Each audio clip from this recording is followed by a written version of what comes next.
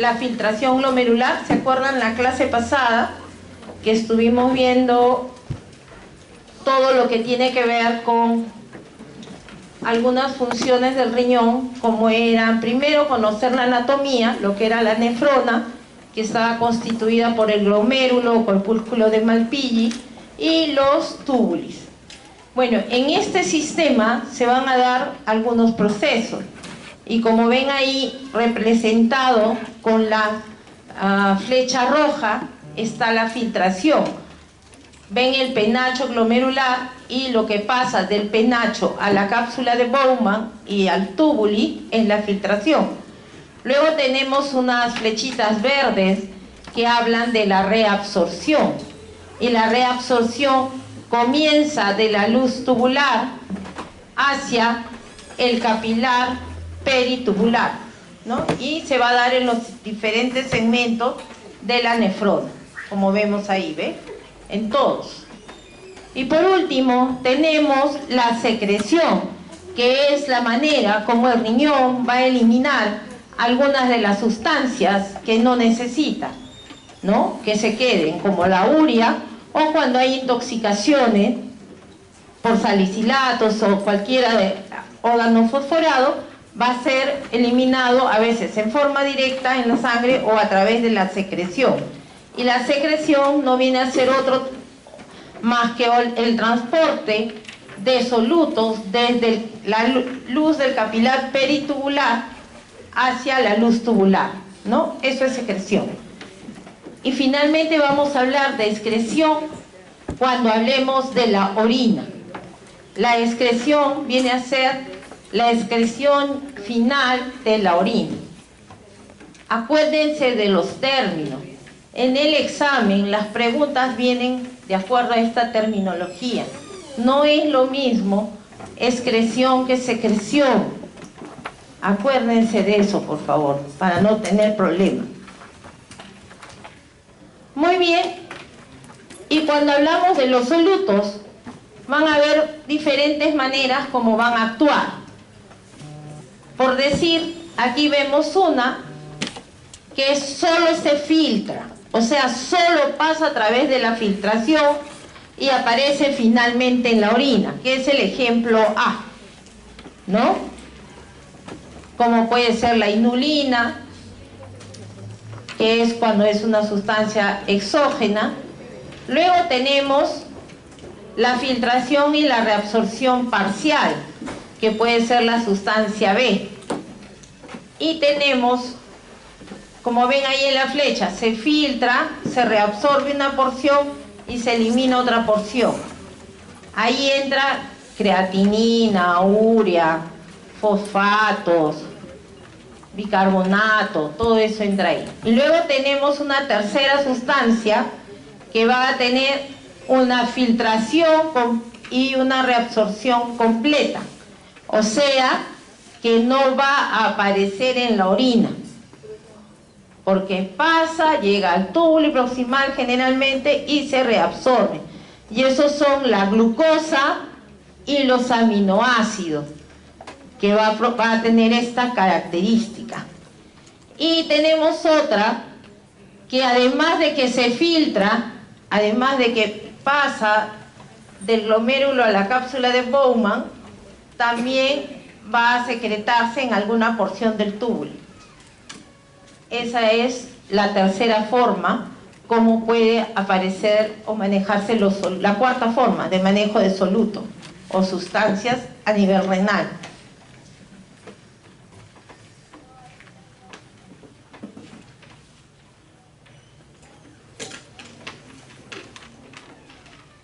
Ahora vamos a describir qué es ese primer pasaje de la sustancia, qué es la filtración glomerular. Bueno, la filtración glomerular viene a ser el paso inicial de la formación de orina. Eso es, se inicia con el paso del ultrafiltrado del plasma a través de la pared del capilar glomerular y que no contiene proteínas ni células. El movimiento de este fluido a través de los glomérulos se va a regir por lo que vimos en la clase anterior, las fuerzas de Starling. siendo proporcional a la permeabilidad de la membrana y la diferencia de presiones. ¿Qué cosa tengo que ver en la permeabilidad? Es cuántos huequitos, de qué tamaños tengo y en qué extensión. Eso es para ver la permeabilidad. Y la diferencia de presiones es qué fuerza voy a poner para el pasaje tanto del agua como de los solutos. Eso es la filtración. Muy bien. Cuando hablamos de filtración, de lo primero que vamos a hablar es de la barrera de filtración. ¿Se acuerda que estamos diciendo hace rato que hay múltiples cosas que van a suceder? Entonces, en cuanto a la barrera de filtración, este es un pequeño corte de microscopía electrónica. Y si vemos desde la parte inferior hacia la parte externa, hacia la parte superior, vamos a ver los diferentes componentes que tenemos. El primero es la capa del endotelio. Y la capa del endotelio, que está señalada allí como la F, se va a caracterizar porque tiene fenestraciones. O sea, tiene poros, fenestraciones. Esa es la membrana endotelial y que está en el penacho glomerular, es parte del vaso del capilar glomerular. Luego viene la membrana basal glomerular. La membrana basal glomerular tiene 3 capas: la lámina rara, interna y externa, y la lámina densa. Y finalmente viene la capa epitelial, que ustedes ven ahí, que son unas prolongaciones, unas extensiones, que vienen a ser los pies de los podocitos, que ahí está. Y entre pie y pie de los podocitos van a existir unos espacios que se conocen como el diafragma. Miren, toda esa estructura es atravesada por el filtrado para aparecer en la orina. Ahora vamos a ver otras fotos de esta misma barrera de filtración.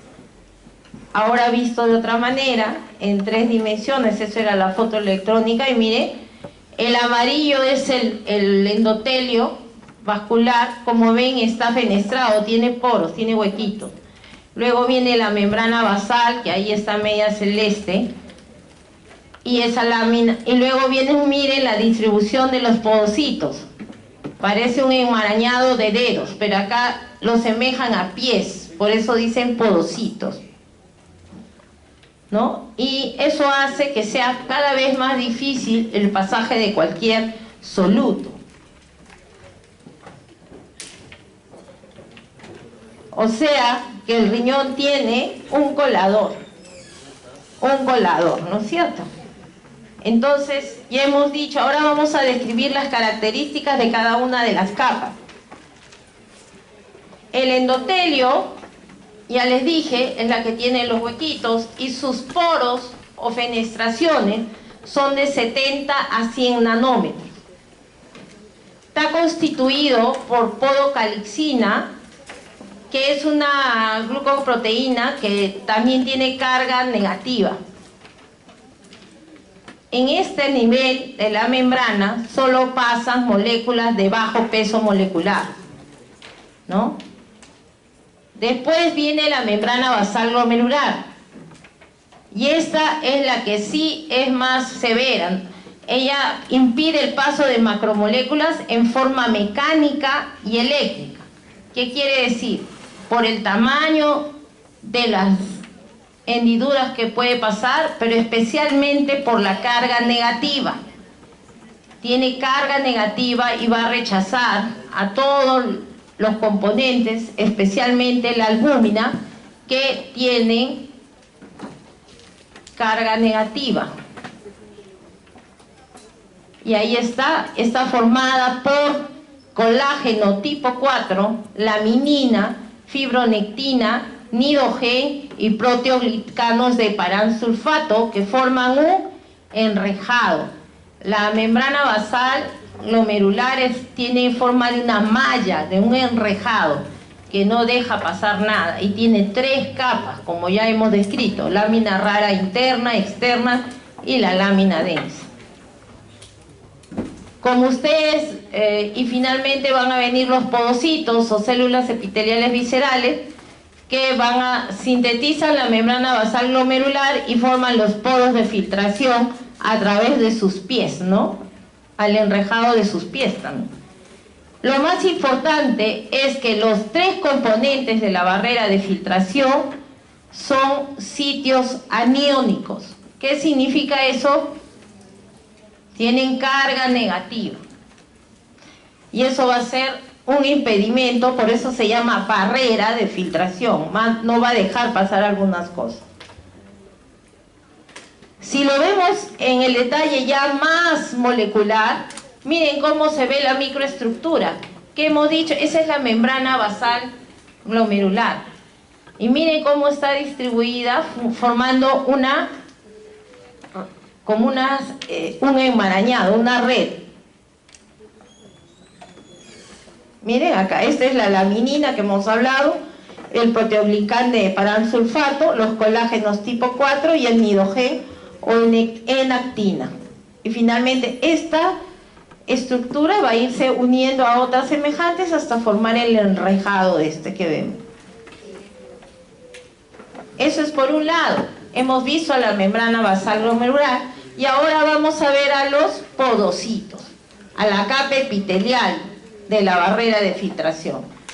Y en el caso de los podocitos vamos a tener lo siguiente. Miren, hay un buen número de marcadores y de componentes cuyos defectos podrían ocasionar algunas patologías. La más importante, la nefrina, que está aquí, miren, que está ¿dónde?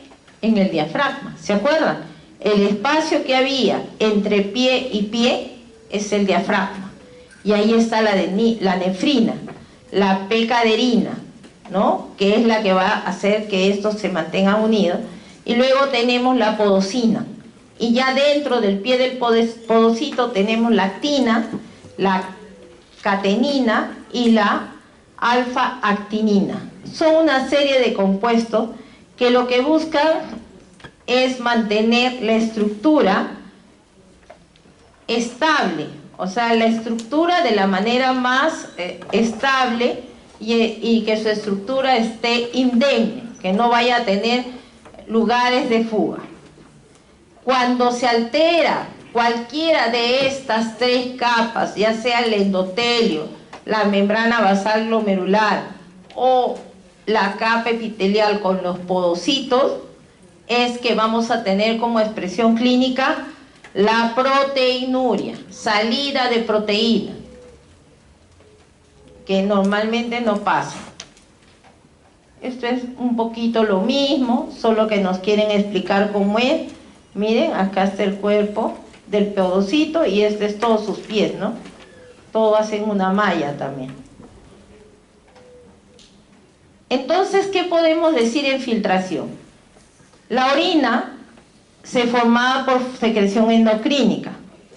¿Y qué cosa hicieron para demostrar si este enunciado de la orina se formaba por secreción endocrina era verdad o era mentira? Intervinieron e investigaron a través de la micropunción tubular y la microcuantificación de proteína para establecer que la primera etapa de la orina es el ultrafiltrado del plasma. Así fue que se dijo, no es una secreción endocrina, viene de procesos físico-químicos y que va a pasar porque va a haber un ultrafiltrado del plasma. Y lo otro que se afirmó después de hacer esta intervención con micropunción tubular y microcuantificación de proteínas fue que todo el proceso sigue las leyes de Starling.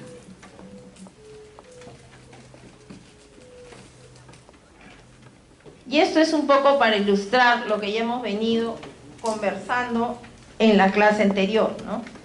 Cómo son nuestro componente intravascular, de dónde sale el flujo sanguíneo renal, se le descuenta el volumen de los glóbulos rojos y si tenemos el plasma que entra diariamente por vía de la arteria renal. y que finalmente se va a expresar en la tasa de filtración glomerular, que son 125 mililitros por minuto, que hacen 180 litros al día del filtrado. ¿Se imaginan si no hubieran estos mecanismos de reabsorción? Si todo el filtrado saliera de nuestro organismo, moriríamos ¿en cuántas horas nos moriríamos? Ni en 24, 180 litros, imagínate. Antes nos morimos. Mucho más antes, ¿no? Porque nuestro intravascular, ¿cuánto es? 3.5 litros, 4 litros. Estaríamos en shock y haríamos todos los eventos que siguen al shock, ¿no? Muy bien. Esto es lo que hablamos el otro día, cómo era, para recordar, miren lo importante que otra vez vuelve a ser, cuánta sangre llega al riñón, 1200 mililitros por minuto, el hematocrito, que en este caso se ha considerado 45%, y luego tenemos que sacar en realidad cuál es el flujo plasmático renal, ¿no?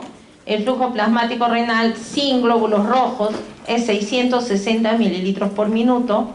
El filtrado glomerular o la tasa de filtración glomerular, cuánto de ese volumen plasmático que llegó pasa a través de los glomérulos y se va a la cápsula de Bowman y los túbulos, que es 125 mililitros por minuto, y la fracción de filtración, que viene a ser qué porcentaje de la cantidad de sangre que llegó pasó. Eso es, ¿no es cierto? ¿Cuánto fue la fracción que pasó? Para efectos prácticos, 0.2. En el ejemplo dice 0.19, pero es 0.2 la fracción de filtración. Y el porcentaje del filtrado, 20%.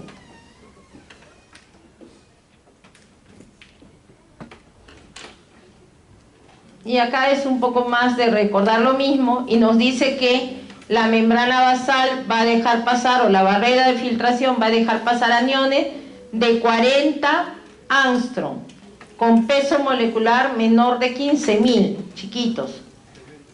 Los que tengan carga neutra pueden pasar hasta 80 angstrom, y el peso molecular de 40.000.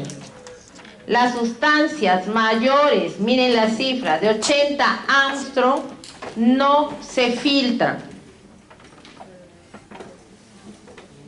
Las sustancias mayores de 80 angstrom no se filtran. Ahora ya vamos a entrar a lo que es la filtración como proceso y a revisar las leyes Starling. ¿Cuáles son las fuerzas que favorecen la ultrafiltración y cuáles son las fuerzas que se oponen a la ultrafiltración? Las que van a favorecer son la presión hidrostática capilar glomerular y la presión oncótica del espacio urinario o de la cápsula de Bowman. Y las fuerzas que se oponen serán la presión hidrostática de este espacio urinario o cápsula de Bowman y la presión oncótica del capilar glomerular. La suma neta, o sea, la suma algebraica de todos estos componentes es la presión de filtración.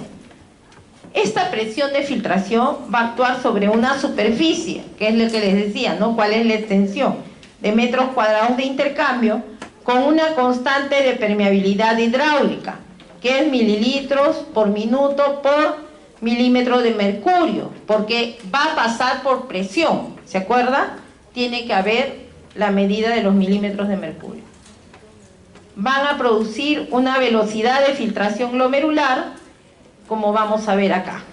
Aquí en fotito mejor, arteriola aferente, arteriola eferente, penacho glomerular, cápsula de Bowman. Fuerzas que favorecen la filtración, la presión hidrostática glomerular, 60 milímetros de mercurio.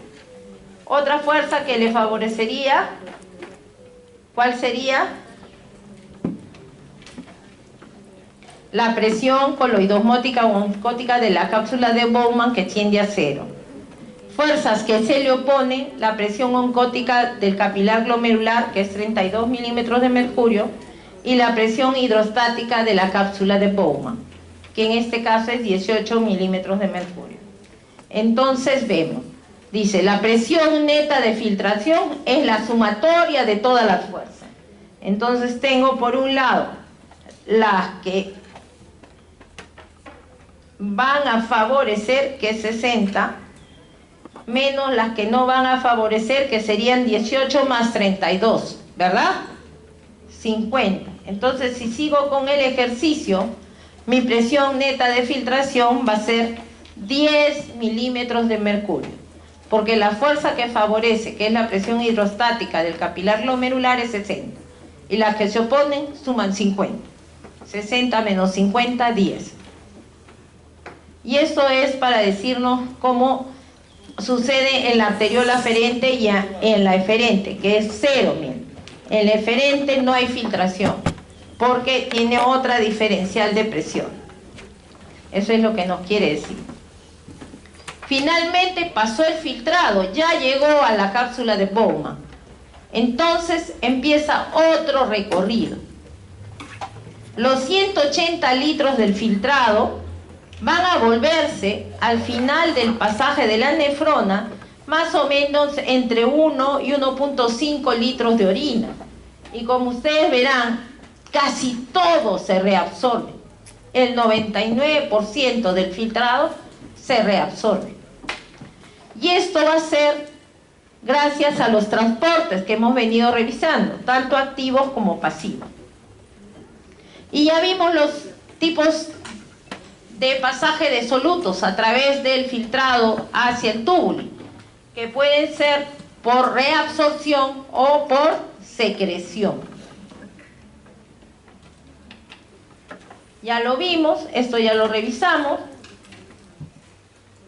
Y vamos a hablar del concepto de la tasa de filtración glomerular, que no es otra que la misma que hemos visto, como es cuánta cantidad de lo que viene del volumen plasmático renal efectivo que llega a través de la arteria renal a las arteriolas aferentes es capaz de pasar, que ya sabemos que son los 125 mililitros por minuto. Muy bien. Esto dice, para medirlo precisamente, va a ser igual al producto de la presión neta de filtración, que ya sabemos que son los 10 milímetros de mercurio, de la diferencial de la sumatoria de presiones, la permeabilidad hidráulica, que no tengo algo que me haga resistencia para el paso, y el área de filtración, ¿no es cierto? Depende cuánta superficie tengo, cuánta presión tengo para la filtración, y si el tamaño de los huequitos me deja pasar. Eso es, en realidad, lo que nos presentan en esa forma. ¿Y qué nos dicen luego? Los cambios en la permeabilidad o en el área de superficie o cambios en la presión neta de filtración van a hacer que haya más o menos filtración, depende de lo que se trate. Si disminuye la superficie, como pasa con la enfermedad renal crónica, va a haber disminución de la tasa de filtración glomerular. Cuando agarramos y nosotros no, porque una de las cosas que no les he mencionado es que los riñones nunca funcionan al 100%, más o menos funcionan al 80% día y se van, entre ellos van ayudándose. Siempre existe un 20% que es lo que se conoce como la reserva funcional renal, la cual sí va a ponerse en evidencia cuando nosotros nos hacemos una gran parrilla y nos comemos hartos bifes, y entonces la carga proteica es tan grande que vamos a hiperfiltrar y vamos a aumentar, entre comillas, la tasa de filtración glomerular, va a pasar más. En esos casos es porque se ponen los riñones al 100%. Y entonces vamos a tener un aumento de la tasa de filtración glomerular. Muy bien, y estas son las constantes. ¿Qué cosa es lo que aumenta la tasa y que disminuye?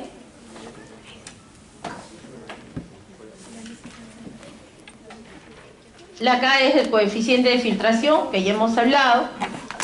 Si aumenta el coeficiente, aumenta la tasa, y si disminuye, disminuye la tasa. La presión hidrostática del capilar glomerular se aumenta, aumenta la tasa de filtración. Si disminuye, disminuye la tasa. La resistencia en la arteriola aferente disminuye, porque obvio se cierra, no le llega bien la sangre. En el caso de la arteriola eferente es al revés, si cierro al final, salen más por los huequitos, aumenta la tasa. Cuando tenemos la presión oncótica del capilar glomerular, disminuye la tasa. La albúmina también disminuye porque de ella depende la presión oncótica del capilar glomerular. Y también tenemos este QA, no sé qué, no recuerdo qué es, superficie, área, superficie del área. Si la superficie del área aumenta, la tasa de filtración glomerular también.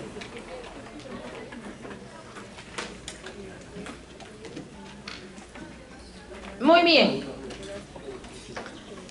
Ojalá y todo fuera mecánico y con principios físicos, pero no, también van a entrar otros elementos para el control hormonal y vasoactivo de la tasa de filtración glomerular.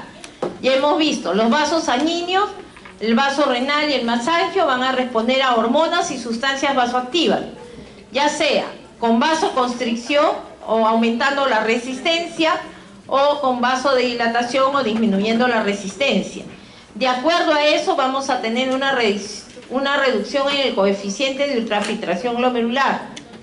Y tenemos sustancias que van a producir ese aumento de resistencia o vasoconstricción, como angiotensina 2, noradrenalina, leucotrienos, C4, D4 y el factor activador de plaquetas, el adenosín trifosfato, la endotelina, la vasopresina, la serotonina, el factor de crecimiento epidérmico. Son una serie de mediadores químicos que van a intervenir en la regulación. Otra vez, resistencia arteriolar, ¿qué es? Vasoconstricción. Acuérdense, porque los libros hablan de los términos, no te dicen son sinónimos, tienes que interpretar, ¿sí? La resistencia al flujo a través de las arteriolas va a constituir el 85% de la resistencia vascular renal. 15% va a corresponder a los capilares peritubulares y a las venas renales. ¿Por qué? Porque en el segmento de los túbulos, especialmente del asa de Henle, más va a ser el transporte a través de gradientes que por presión.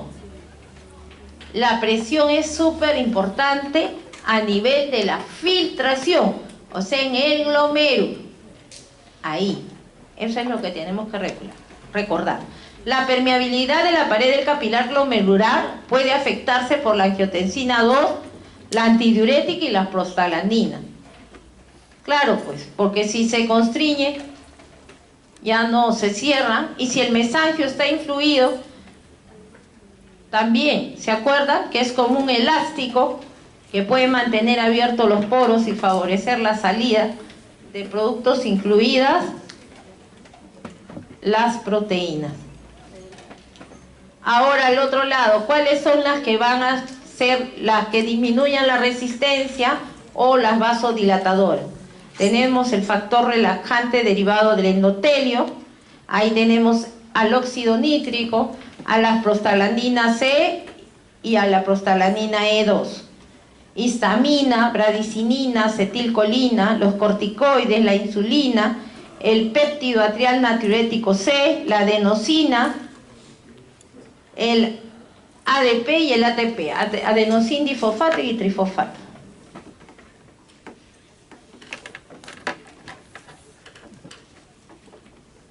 Esto también ya lo vimos. ¿Se acuerdan cuando hablamos de autorregulación? ¿Qué nos dice? Si todos dependiera solo de la presión arterial, que es la que se traslada finalmente a la presión del capilar, hidrostática del capilar glomerular, especialmente en la arteriola aferente, cualquier cambio de la presión arterial debería afectar la tasa de filtración glomerular, desde el más leve hasta el más severo. Pero sabemos que no es así, porque en la clase anterior vimos que existe un mecanismo de autorregulación en relación a la presión, y donde la tasa de filtración glomerular, gracias a este componente miogénico de la arteriola aferente y eferente, se mantiene en rangos estables cuando la presión arterial la presión arterial media está entre 80 y 180 milímetros de mercurio. ¿Se dan cuenta? O sea, va a estar estable, a pesar de que esté hipertenso, medio hipotenso, mientras esté esa presión arterial. Ya hemos visto que eso es mediado por los cambios en la resistencia, y lo que buscan siempre es proteger la tasa de filtración glomerular, el flujo sanguíneo renal, ¿no? Miren ahí, la presión arterial media aceptable todavía puede ser 70 milímetros de mercurio, pero si la tasa de filtración, si la presión arterial media cae a 50 milímetros de mercurio, ya no hay filtración. ¿Por qué?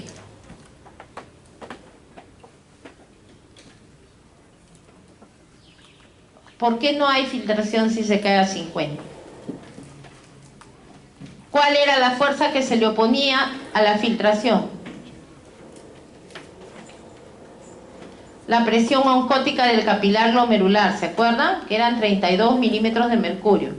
Y la presión hidrostática de la cápsula de Bowman, que son 18 milímetros de mercurio. Sumados dan 50, pues. Si la presión arterial media es 50, 50, 50 igual 0. No hay filtrado, no pasa. Porque acuérdense que la filtración es el pasaje del filtrado a favor de una gradiente de presión. Tiene que haber una presión que venza, si no, no pasa. Entonces, si hay shock mayor de 6 horas con una presión arterial media de 50, el paciente sí o sí va a ser insuficiencia renal aguda. Y la explicación está aquí en nuestras clases de fisiología. Esa es la forma como se hace la falla renal aguda. En los casos de hipoperfusión o por sangrado, todos los tipos de shock, todos van a ocasionar eso. Acuérdense, si acuerdan de esto, ya les va a ir bien.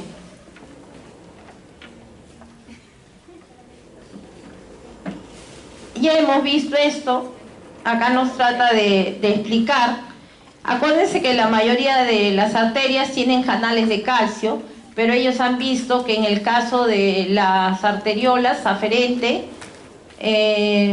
no sucede, solo la arteriola aferente tiene estos canales de calcio. La eferente no tiene. Por lo tanto, la que mejor responde a los estímulos miogénicos es la arteriola aferente, porque tiene esos canales de calcio en su estructura.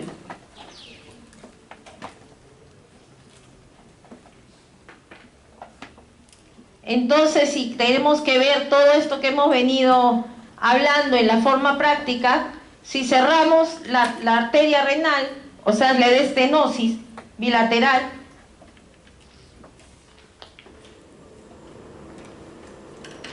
pero todavía pasa la sangre.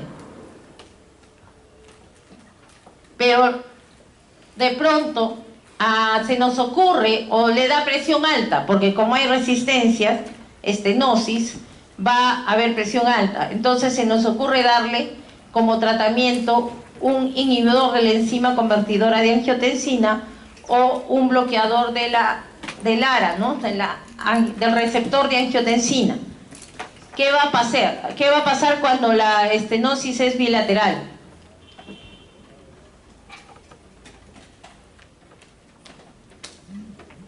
Se va a caer toda la función renal, pues, porque acuérdense que gran parte se está manteniendo porque está activado el sistema renina-angiotensina, que es la que está haciendo constricción en la eferente para que la tasa de filtración se mantenga, ¿cierto?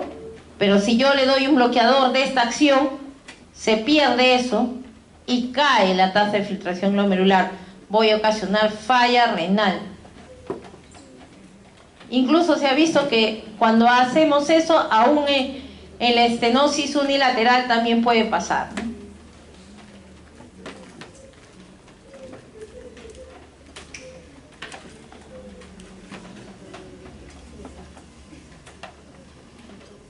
Ya, esto es como un corolario de lo que hemos venido diciendo. ¿Qué tenemos? Retroalimentación túbulo-glomerular. ¿Esa cómo se ve? A través de las células de la mácula densa. ¿Se acuerdan? Las células de la mácula densa que tienen unos sensores para recepcionar cloruro de sodio.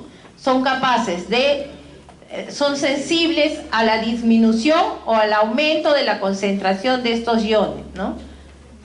Se dice que los nervios del sistema simpático en el sistema yuxtaglomerular de la mácula densa responden a cambios de volumen, por un lado secretando la renina, como ya vimos, de las células yuxtaglomerulares, y también si disminuye el sodio plasmático y a estímulos locales como la disminución de la presión arterial, ¿no? Eso ya vimos.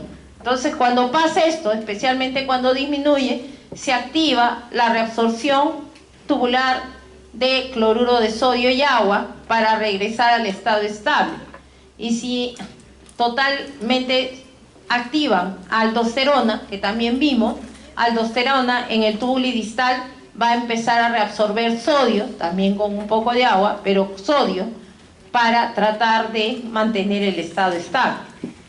Finalmente, si cae la presión arterial sistémica, cae la presión hidrostática del capilar glomerular. Si cae la presión hidrostática del capilar glomerular, cae la tasa de filtración glomerular. Y cuando esto pasa, en el primer momento se reabsorbe todo el sodio que pueda en el túbulo proximal. Luego, cuando llegue a las células de la mácula densa, detectan el cambio de la concentración de cloro y sodio y van a hacer que también se secrete la renina.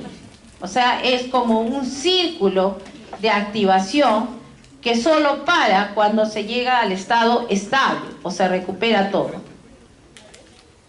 Y esto es para explicar un poquito lo mismo, solo que en un esquema, y como ven ahí, tenemos la disminución de la presión arterial, y hemos dicho, disminuye la presión hidrostática del capilar glomerular, disminuye la tasa de filtración glomerular, y la mácula densa va a censar la disminución del cloruro de sodio. Por un lado, va a hacer que haya un aumento, una disminución de la resistencia de la arteriola aferente.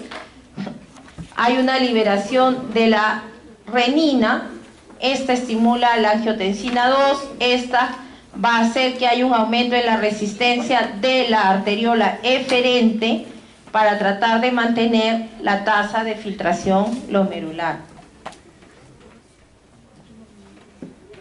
Este mecanismo es el que se conoce como retroalimentación tubuloglomerular. Esto es para ver de forma más detallada las acciones de angiotensina 2, los efectos de angiotensina 2. Ya dijimos, aumenta la secreción de aldosterona, aumenta la reabsorción de sodio en el túbulo proximal, aumenta la vasoconstricción y reabsorción de sodio y estimula la secreción de antidiurética si hay déficit de agua.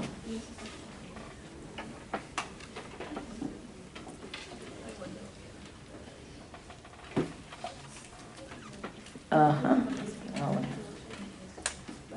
Todo ya va a ser.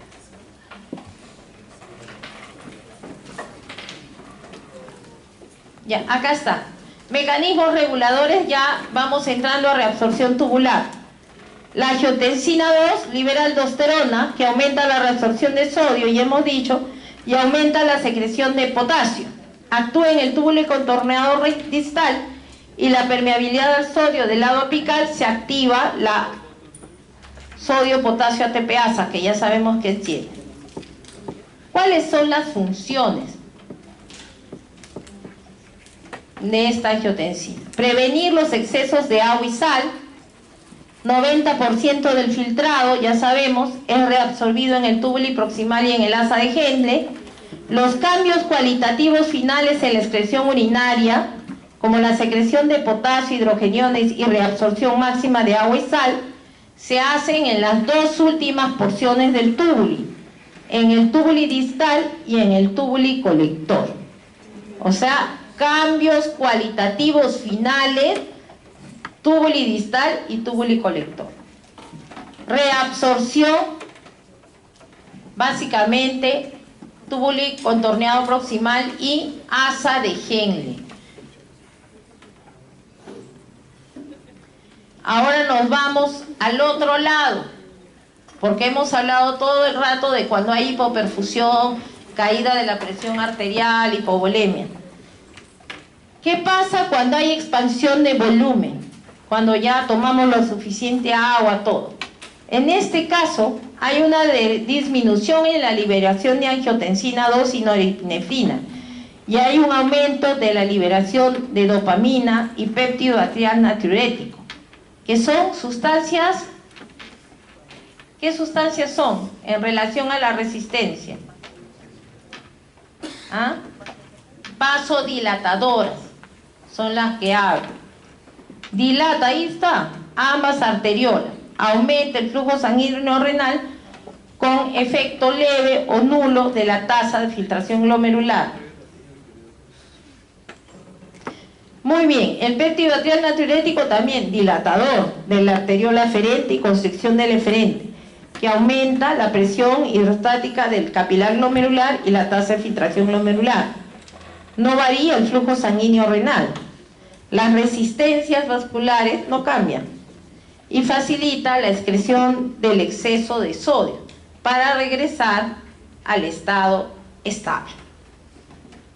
Ya más o menos creo o no han entendido hasta acá cómo es la filtración y la primera parte de la reabsorción. ¿Entendieron? ¿Sí? ¿Entendieron o no? A ver. En realidad es flujos, ¿no? Cuánto llega, cuánto sale, cuánto retorna, qué mecanismos influyen y eso. Recién estamos ahí. Recién está entrando a la cápsula de Bowman el filtrado y tenemos que mirar qué pasa. Pero antes de eso, tenemos que ver cómo lo medimos en la práctica clínica. Y aquí empieza lo que está ahí, concepto de clearance. Clearance o depuración. Clearance está en inglés. Y eso es clearance o depuración. La tasa de filtración glomerular se va a usar como un índice de la masa renal funcionante. Yo ya les estaba describiendo antes, ¿no es cierto? Cuando cae la superficie para el ultrafiltrado, como cuando pierdes masa renal en insuficiencia renal crónica, se cae la tasa de filtración glomerular. Cuando mido esta tasa de filtración glomerular, estoy viendo el curso y la severidad de una enfermedad renal. Y esta tasa también va a ser para corregir la dosis de drogas potencialmente nefrotóxicas. Porque hay cosas que no le puedo poner a un riñón que está fallando, como soluciones de contraste yodado. Porque los contrastes yodados son nefrotóxicos. Existen antibióticos que son nefrotóxicos, que dañan el riñón. ¿Cuáles son? A ver, cuéntenme.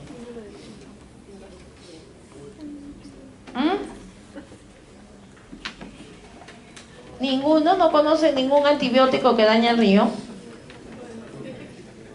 ¿Ah? Fuerte, pues. ¿Cuál? ¿O todos dañan al riñón? ¿Ah? ¿Cuál?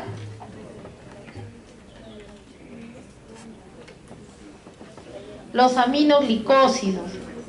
Los aminoglicósidos, especialmente el más nefrotóxico, gentamicina, que les gusta emplear al farmacéutico, a los médicos generales, no sé por qué le tienen tanto cariño a la gentamicina que daña el riñón. ¿Ya? Tengan cuidado cuando a su familia les den ese remedio, más si son mayores, ancianos, si no están bien hidratados, le va a dañar el riñón. Muy bien, seguimos entonces. Y hay un montón de quimioterápicos, la vancomicina, un listado que no acabaríamos. Entonces otra vez regresamos, ¿se acuerdan? Cualidades de las sustancias para medir. ¿Se acuerdan? Hemos hablado para el agua, hemos hablado para el volumen sanguíneo. Bueno, ahora vamos a hablar de las que nos sirven para medir la depuración o la tasa de filtración glomerular. Una de las más importantes, inulina, iotalamato, DTPA, que es una sustancia nuclear, y ahora cistatina C. Esas son las sustancias cuya propiedad es que, como en el tercer ejemplo que vimos, del manejo de las sustancias, viene en la sangre, solo se filtra y no se reabsorbe ni se secreta, ni sufre metabolismo en el riñón. Va a aparecer tal cual hemos colocado la sustancia, porque todas estas son exógenas. Es verdad, son los mejores para medir porque no tienen nada, no son metabolizadas en el riñón, no se reabsorben, no se secretan y las puedo medir en la orina y se eliminan en la orina. Pero el problema es que es carísimo para hacerlo, y dos, que le tengo que estar inyectando la sustancia al paciente. Se la tengo que inyectar, no hay otra forma, si no, ¿cómo la ingreso? Si es exógeno. Para efectos de trabajos científicos y cosas para medir, sí, se tiene que usar para hacerlo más preciso. Pero nosotros tenemos una sustancia endógena. Aquí es como se hacen los cálculos. Acá ya está un poco lo que hemos hablado. El clearance de inulina, porque hay que hacerlo en infusión. Y en realidad para nosotros lo más importante es esta. Lo más usado para evaluar la tasa de filtración glomerular es el clearance o depuración de creatinina. La creatinina es un producto endógeno. Todos nosotros lo formamos.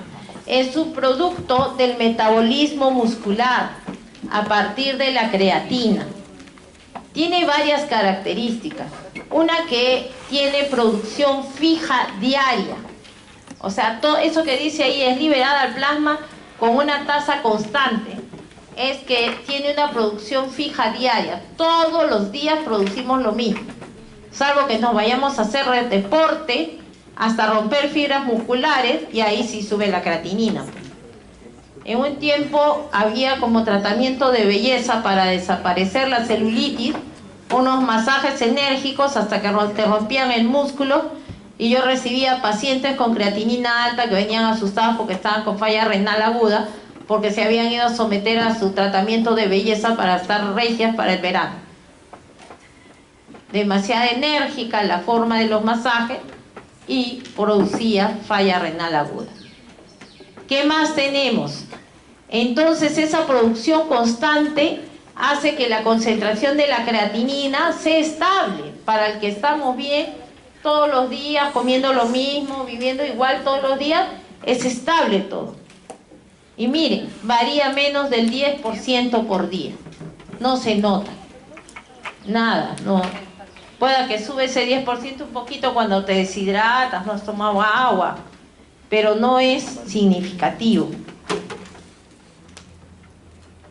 ¿Y cuál es su característica? Es bastante parecida a la de las sustancias exógenas. Vemos que es igual que la inulina, es libremente filtrada a través de los glomérulos, no se reabsorbe ni se metaboliza por el riñón, pero, tiene un pero, tiene una pequeña secreción tubular en el túbulo proximal a través de la bomba secretora de cationes orgánicos, resultando una excreción de creatinina que excede la cantidad filtrada en 10 a 20%. Esto se salva por un error equivalente en la medición de la creatinina plasmática por el método de reacción colorimétrica después de la adición de picriato alcalino, que es la forma como se mide la creatinina en plasma. Entonces, teniendo y conociendo cómo es la forma estándar universal de medir la depuración o clearance de creatinina.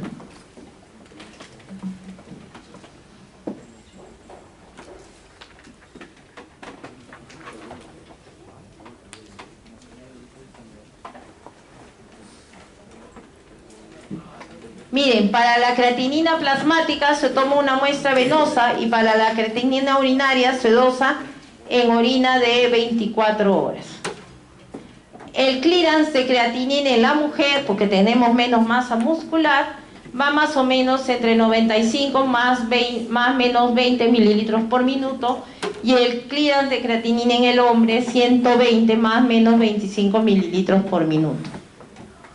¿Se dan cuenta? Y nosotros los peruanos que somos un poco más pequeños, tenemos alrededor de, para los varones, 100 mililitros por minuto y las mujeres entre 85 y 100 mililitros por minuto, que más o menos cae dentro de los rangos que se señalan ahí también.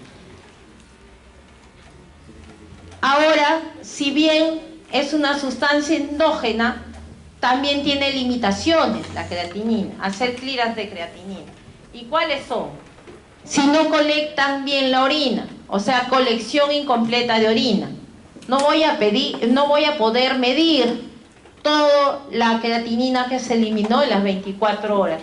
Y si te entregan la muestra y tú no sabes, va a salir que está la tasa de filtración glomerular disminuida o la depuración disminuida. La secreción tubular de creatinina puede aumentar, especialmente cuando ya estamos frente a cuadros de insuficiencia renal crónica, o sea, en enfermedad renal crónica. Va a haber mayor secreción tubular y eso también puede afectar que sobreestime la depuración de creatinina en ese paciente. Pero existen algunas reglas que nos hacen ver si la muestra de orina está bien o mal colectada. ¿Y qué tenemos? Lo que esperamos cuando ya tenemos la muestra de orina de 24 horas es hacerle cuánto botó, cuánto eliminó de creatinina. Esta debe ser alrededor de 20 a 25 miligramos por kilo. Y en mujeres de 15 a 20 miligramos por kilo. En los mayores de 50 años dicen que puede disminuir hasta 10 miligramos por kilo. En insuficiencia renal también debemos tomar este parámetro, 10 a 15 miligramos por kilo. O sea, el que esté en insuficiencia renal y orinando no quiere decir que no elimine un poco de creatinina, no como la que necesitarían. También puedes calcularla a través de esa fórmula, 28 menos la edad en años entre 6 para hombres o 22 menos la edad en años entre 9 para las mujeres. Cualquiera de las dos formas para ver si la muestra de orina estuvo bien colectada. Lo mejor, como siempre, es instruir bien al paciente para la toma de la muestra, explicarle que la colección inicia siempre con vejiga vacua, vacía. Entonces le dice, se levanta, póngase 7 de la mañana, orine, tome la hora y bote la primera orina. 7 de la mañana, orina vacua, ahí empieza. Y recién junta la orina a partir de la segunda, hasta el día siguiente que se levante, que debe ser las 7 más o menos también. Después dice, ¿cuál otras limitaciones tiene? Dice, para que tengas más seguridad tendrías que medir urea y creatinina, ya más engorroso, pero ya. Dar cimetidina a altas dosis, ya que inhibe la secreción tubular de creatinina. Sí, compite a nivel tubular con la creatinina. La cimetidina es, ahora ya no se usa, pero era un antiácido, un inhibidor de bomba de protones. En una enfermedad renal progresiva, si cae la tasa de filtración glomerular, pueda que si le hago depuración de creatinina no sea lo mejor, porque hay una pequeña porción de secreción que puede incrementarse y me va a sobreestimar la tasa, ¿no? O la depuración. ¿Cómo se calcula? Hemos visto cómo se ha hecho primero, pero como ustedes ven, es muy difícil a veces la colección de la orina de 24. Esa es la dificultad. Si no entiende bien el paciente y no lo hace adecuadamente. Entonces hay diferentes fórmulas para hacer una depuración de creatinina calculada. No es lo mismo, siempre va a haber rangos de variabilidad, va a sobreestimar. Esta es la de Con-Cross-Golf, que va a sobreestimar un poco la tasa de filtración glomerular, pero te ayuda a aproximarte. Y es 140, que es una constante, menos la edad, por el peso en kilo del paciente, sobre la creatinina plasmática en miligramos por decilitro por 72. Cuando sea una mujer, hay que multiplicar por 0.85. Esa es la fórmula de Cockcroft-Goldman.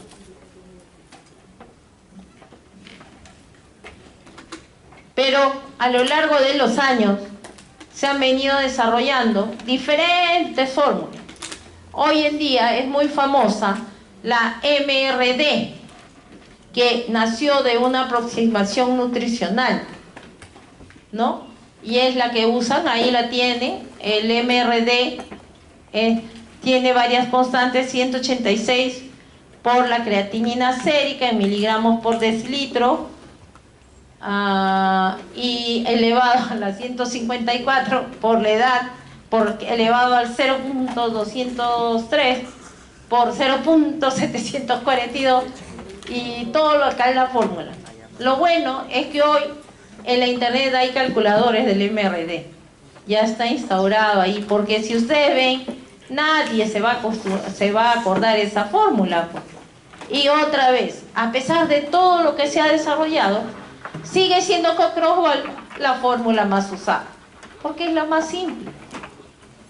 En esto es demasiado. Si no tienes una calculadora científica para el cálculo, no lo puedes hacer. Si no, para calcular una depuración te vas a demorar la mañana y tienes 30 pacientes. ¿Se dan cuenta? Pero todo existe. Ahí les dejo para que revisen.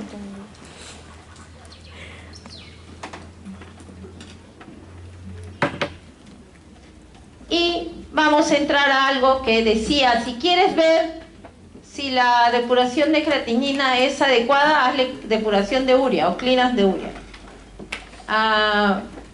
Ahí dice, miren, la urea va a representar al nitrógeno generado por el catabolismo proteico y de los ingresos por vía oral o parenteral.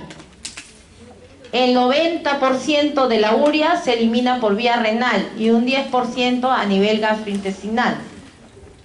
Pero acuérdense, depende de lo que comemos, depende de cuánto proteína ingiero. Si como mucha proteína, voy a tener más urea. Por lo tanto, mi clearance va a ser diferente. Miren, ahí dice, el clearance de la urea más o menos es el 60% de la tasa de filtración glomerular, ya que el 40% es reabsorbida.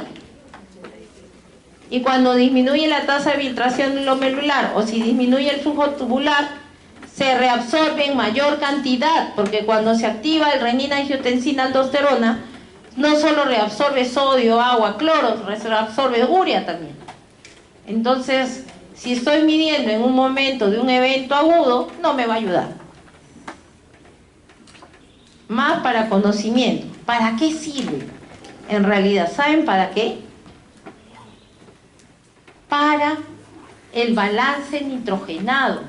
Cuando estoy evaluando si el paciente está asimilando bien sus proteínas, cuando le estás interviniendo, le estás dando de comer bienteral o parenteral.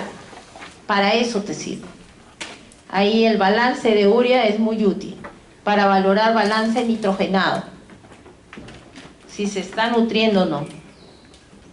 Ya está, llegamos a la siguiente parte. Vamos a la reabsorción tubular. El 99% del filtrado se reabsorbe. ¿Se acuerdan? 180 litros se reabsorben 178.5 en los tubulis y solo se elimina 1.5 litros. ¿Qué cosa más tenemos que recordar? Glucosa y aminoácidos se reabsorben totalmente, todo. Igual que sodio, cloro, potasio, calcio, fósforo y magnesio, para mantener constante la composición química del medio interno. La eliminación es ínfima, es el 1%, nada más. Todo se reabsorbe. Y ahí esto es una representación de los procesos tubulares. Ven ustedes cómo se reabsorbe agua y electrolitos y urea. Acá se secreta ácido hipúrico, las sustancias extrañas que llegaron en el filtrado o que llegaron a través de la circulación también, y se reabsorbe totalmente, por eso las han puesto juntas, glucosa, aminoácidos y proteínas. En el túbulo distal también se reabsorbe agua y sodio, y miren, se secreta potasio, hidrogeniones, amoníaco, que tiene que ver con el balance ácido-base, eliminación de los ácidos.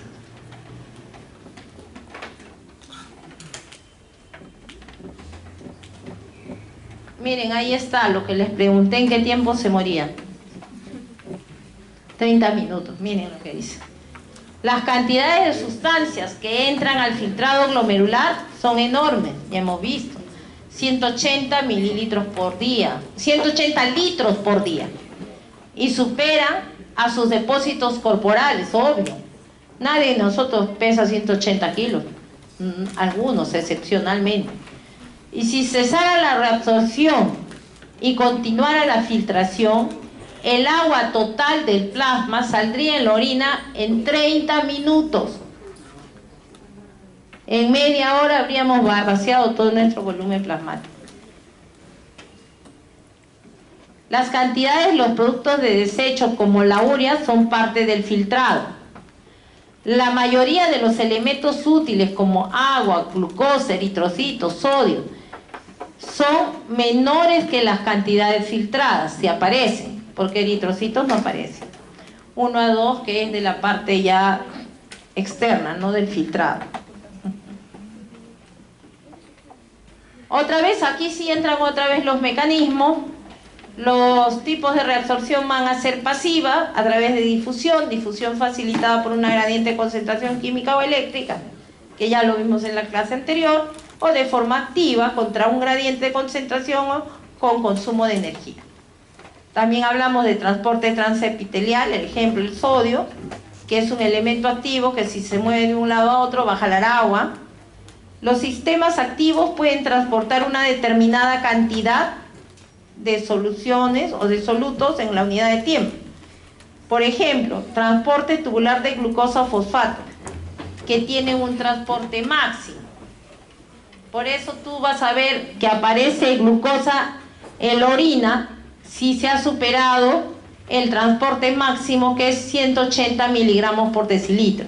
O sea, si tengo un azúcar, una glucosa mayor de 200, debo verla en la orina, porque he superado los 180 que puede transportarse a nivel tubular. Entonces luego la veo en orina. Cuando veo glucosuria, tengo que medir cuánto es la glucosa en sangre. ¿Por qué? Porque si el túbulo proximal se daña sin que haya glucosa alta, ya estoy frente a una tubulopatía que pierde azúcar, que podría ser un síndrome de Fanconi, así se llama.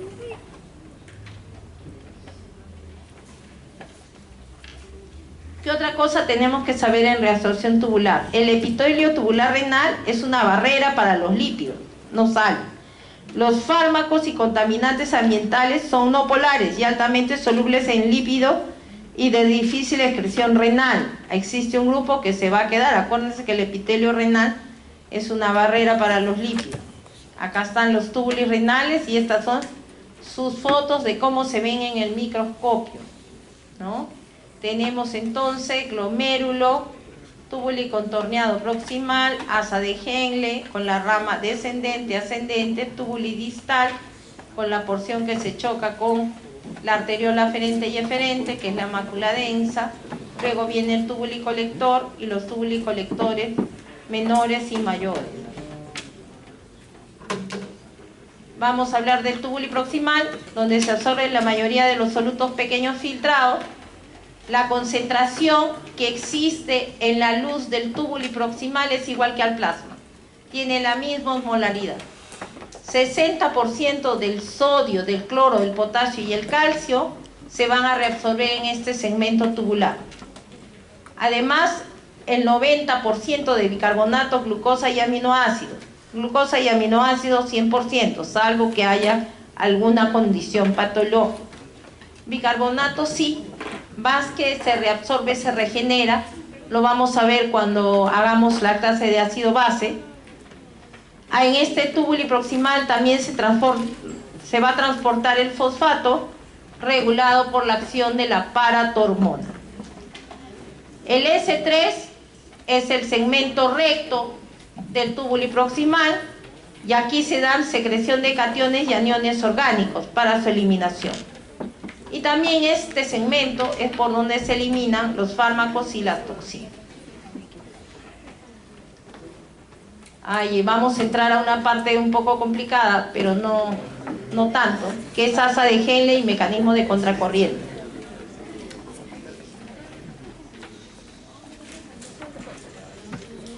Ya hemos visto que el 60% del filtrado, especialmente de sodio, agua, cloro, potasio, se hizo en el túbulo proximal. Luego viene el asa de Henle. En el asa de Henle se va a hacer 40-45% del filtrado que no es reabsorbido, lo va a hacer el asa de Henle.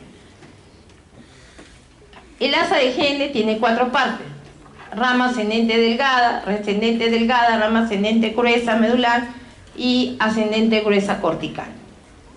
En relación al sodio, al cloruro de sodio, reabsorbe el 25 a 35% en la rama ascendente gruesa, porque la rama descendente delgada, ¿qué es? Altamente permeable al agua e impermeable a los solutos.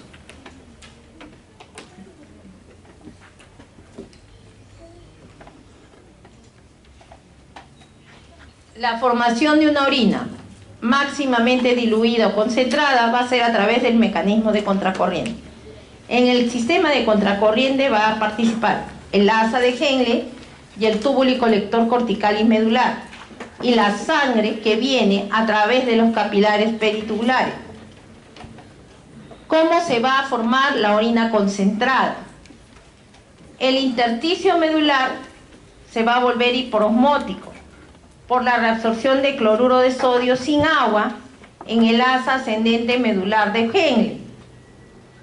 La urea va a ingresar al intersticio del túbulo y colector medular para mantener esa hiperosmolaridad. Como la orina ingresa, dice, al túbulo y colector medular, esto va a equilibrar osmóticamente con el intersticio, resultando en la formación de una orina concentrada. La liberación de la hormona antidiurética va a jugar un rol especial porque va a aumentar la permeabilidad al agua en el túbulo y colector a través de la formación de los canales de agua o acoporinas 2 en la membrana luminal. Y de esta manera va a pasar el agua bajo una gradiente osmótica. Pero para que haya este mecanismo de contracorriente, el determinante más importante, y para la orina concentrada, es la hiperosmolaridad de la médula renal. ¿Se acuerdan cuando hicimos la clase anterior del tipo de nefronas? Que una era las corticales, que tienen asa de Henle cortas, y luego las yuxtamedulares, que son las que tienen asa de Henle largas. Las que participan en este mecanismo de contracorriente para concentrar y diluir la orina son las yuxtamedulares, las que tienen asa de Henle largas. ¿Ya? Entonces, ¿qué tenemos? Dos factores modificantes van a ser importantes: el equilibrio del agua en el túbulo y colector medular, que puede diluir al intersticio, un cambio que puede disminuir la capacidad de la concentración máxima para... Ya, ¿cuánto pasa eso? Quizás lo más importante es entenderlo con un ejemplo. Si todo el día tomamos agua, todo el día orinamos, porque así es, tomas más agua, vas a tener más deseos de orinar y de ir a evacuar. Se va a llenar la vejiga, ¿se acuerdan? 300 centímetros, ya te empieza a dar el deseo, empieza el reflejo miccional, que empiezan a sumarse hasta que finalmente se evacúa. Si nosotros todo el día tomamos mucho líquido y hacemos esas dietas medias raras, donde no comemos mucha urea y no comemos mucha sal, entonces lo que va a pasar es que se va a perder la hiperosmolaridad de la médula renal. Es como la gente siempre dice: le has sacado las cosas que debía tener para su concentración máxima de orina. Cuando hacemos eso, especialmente polidipsia psicógena, la potomanía, que es ingerir grandes cantidades de cerveza, ocasionan ese problema. Y últimamente la moda del gimnasio, que agua y agua y agua y agua, hasta 5 litros al día, y obviamente no tienen capacidad de concentrar orina, porque ya lavaron la médula renal, han hecho que pierda esa tonicidad que hacía que pudiéramos concentrar la orina. ¿Y cuál es el efecto? Orinar a cada rato y levantarte a orinar. Acuérdense, el síntoma más temprano de que el riñón está fallando es que hagamos nicturia, que orinemos de noche sin tomar agua. Nicturia te está avisando que una de las funciones ya se está perdiendo, que es concentrar la orina. Como yo le digo a mis pacientes, el riñón duerme con usted, así es la función normal, duerme contigo. Si te levantas muchas veces, algo está pasando. Más si no tomas líquido. Si tomas líquido, ni modo, ahí sí te vas a levantar. Pero eso es lo que hay que entrar. Miren, dicen, para minimizar este efecto, el volumen de orina presentado en este segmento es reducido en la corteza por la reabsorción de agua de antidiurética sensible en el túbulo colector cortical. O sea, todo tratan de regresar a lo normal. Y entonces, ¿qué tenemos que juega? Juega el flujo sanguíneo que llegó a través del filtrado y pasó a los túbulos, pero acuérdense de los vasos que acompañan, que son los capilares peritubulares. Ahí entra a tallar eso, el flujo sanguíneo medular en la base recta, que es distribuida en forma de un gancho de pelo para minimizar la remoción de excesos del soluto. ¿No es cierto? O sea, si ahora lo vamos a ver en una figura, pero eso es lo que pasa. O sea, tiene que jugar entre lo que es la luz tubular y el pasaje de la reabsorción al capilar peritubular. Pero ese no es un solo mecanismo de ida, sino es un mecanismo de ida y vuelta. Lo que la sangre no logró pasarlo en el filtrado y quiere que lo elimina, que se elimine a nivel renal, ¿qué hace? Lo secreta. Va del capilar peritubular a la luz tubular del riñón para ser eliminado.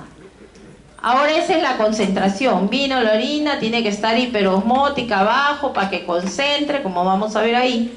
Y finalmente viene la dilución urinaria. 2 pasos básicos, dice, para diluir la orina.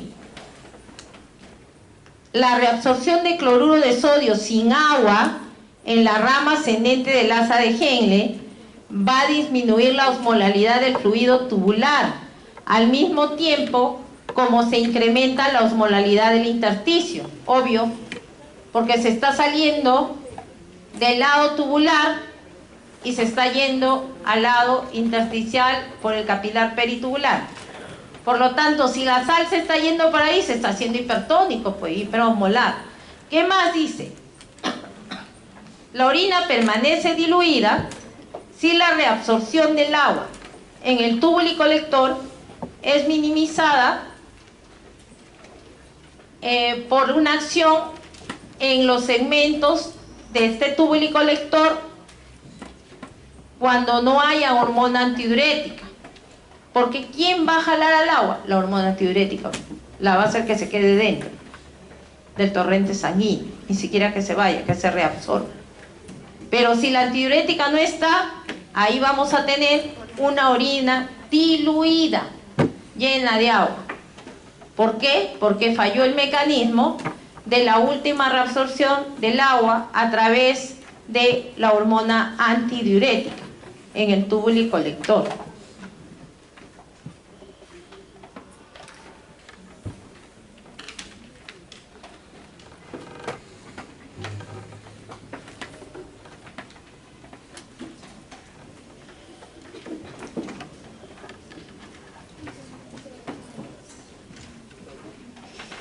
Ahí está, acá. Como ven ustedes, ahí lo que se está graficando es un poco cómo es la contracorriente en este caso. Miren, este es lo que se llama el asa de Henle y este es el intersticio, ¿cierto? Para empezarnos a explicar, nos dicen todo está estable, 285 miliosmoles acá, acá y acá, en todo lado. Pero en realidad, conforme va circulando el fluido del ultrafiltrado o el ultrafiltrado, ¿qué va a pasar? Miren, en este lado sigue igual, pero en la rama ascendente de gruesa de Henle, ¿qué nos dijeron? Que se produce la reabsorción del cloruro de sodio, de tal manera que acá se va siendo diluido y el intersticio se vuelve hiperosmolar. Eso es lo que nos está diciendo en el ejemplo. Pero como las membranas tienen alta permeabilidad, rápidamente van a tratarse de igualar al otro lado, en la rama descendente, como vemos acá, en este ejemplo. Mira, trata de igualarse, trata de igualarse, trata de igualarse. ¿Y qué te está mostrando? Que mientras aquí, en la rama ascendente gruesa, se está produciendo la reabsorción del cloruro de sodio, en el otro lado, lo que está pasando, y que está en líneas punteadas, es que en esta rama descendente se está reabsorbiendo el agua. Por lo tanto, se está haciendo hipertónica. Ese es el mecanismo de contracorriente. Ahora vamos a verlo de otra manera. Miren ustedes cómo se forma el gradiente osmolar. Este es el primer ejemplo que no pasó nada. Y este es el otro ejemplo donde se va haciendo un mecanismo sumatorio. Miren, finalmente acá no está graficado el intersticio, pero esto es lo que pasa, miren. Se van haciendo gradientes de concentración. No es igual a este lado que a este. Finalmente, lo que busquen en las nefronas justamedulares es que la osmolaridad en la profundidad de la horquilla, según la mayoría de autores, llegue a 1200 miliosmoles por kilo de agua. Algunas literaturas dicen que puede llegar hasta 1400 miliosmoles de agua. Pero aquí, ¿qué ocurre? Todos estos mecanismos se dice que van a ocurrir por el sistema multiplicador de contracorriente. ¿Por qué le llaman contracorriente? Y todavía no encuentro el gráfico exacto para poderles explicar. Pero mientras el fluido, el ultrafiltrado va en un sentido, por la forma como se han posicionado los vasos en nuestro organismo, en la nefrona, la irrigación va en el sentido inverso, contracorriente. Uno va en un sentido y el otro va en el sentido opuesto. Eso es contracorriente. Y ustedes saben que ese es un mecanismo que se usa en la diálisis. Nosotros usamos el sistema de contracorriente en el riñón artificial, porque en el filtro, que es el riñón artificial, la sangre fluye de esta forma. Y el líquido del dializado entra en sentido contrario para simular el mecanismo de contracorriente del riñón y facilitar la difusión de los solutos, que eso es lo que busca. No sé si logré encontrar esa lámina. Acá está más o menos resumido, miren. Y en el sistema de contracorriente participa el intersticio con el capilar peritubular, el asa de Henle y el túbulo y colector. Y es muy importante porque para que esta osmolaridad llegue a 1200, el 50% está dado por la urea, que va a ser manejada en el túbulo y colector también. Y como la urea es una molécula tan pequeña, va a difundir libremente en toda la médula. renal, en todas, en el capilar, en todo. ¿Y qué es lo que nos decía la teoría? Dice, viene el fluido, que ya el 60% se reabsorbió de solutos en el túbulo proximal, va a entrar a esta rama descendente de Henle, que es altamente permeable al agua e impermeable a los solutos. O sea, que el agua se va a reabsorber hacia el intersticio y el capilar peritubular. Se va saliendo el agua y los solutos se van concentrando. Por eso es que llega a este 1200. Hay una gradiente entre el intersticio y el asa de Henle, y esto va a permitir que una vez que llegó a 1200 acá, empieza ¿qué cosa? La reabsorción de los solutos y se vuelve impermeable al agua. O sea, mientras acá reabsorbía pura agua para que se concentre, acá dice, no, ya no voy a reabsorber así, ya no. Ahora voy a sacarle soluto. Y esa salida del soluto al intersticio y capilar peritubular es lo que va a mantener que esta médula sea hiperosmolar en la profundidad. Y luego viene el túbulo colector y dice, oye, sí, pero tú solo no puedes, ¿ah? Yo creo que tenemos que hacerlo juntos. Y este empieza a dar urea para mantener eso. Y también tiene que ver este túbulo con la última formación del volumen urinario. Y dice, uy, está viniendo demasiada agua de esta orina y si te dejo salir te vas a deshidratar.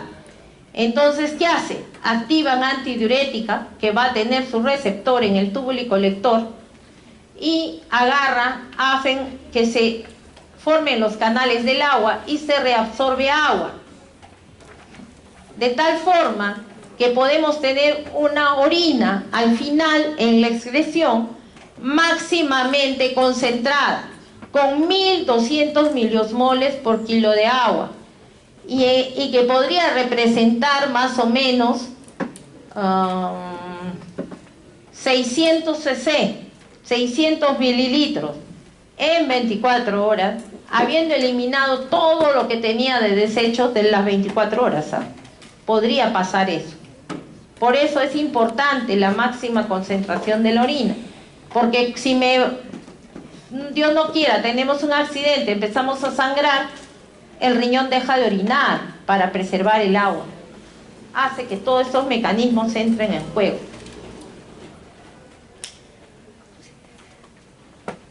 Y luego que pasó eso, porque nos hemos quedado en la rama ascendente gruesa de Henle, que estaba reabsorbiéndose todo el cloruro de sodio que podía y que se estaba llenando de agua. Llega a tal nivel que cuando llega al túbulo distal puedes tener un ultrafiltrado máximamente diluido con osmolalidades, miren, de 100 miliosmoles, que es mucho menor que el plasma. O sea, en el túbulo distal, por este mecanismo de la reabsorción de cloruro de sodio, llega al túbulo distal máximamente diluido.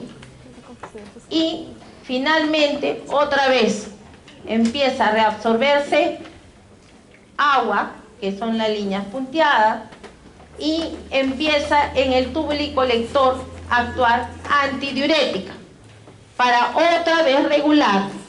Y finalmente, cuando llegan a la médula, el segmento del túbulo colector también está empezando a concentrarse. Y en ese nivel, la urea también está jugando un rol para mantener la hiperosmolalidad de la médula renal. Pero si ustedes se dan cuenta, se ha dado la vuelta, ¿sí o no? Se ha dado la vuelta.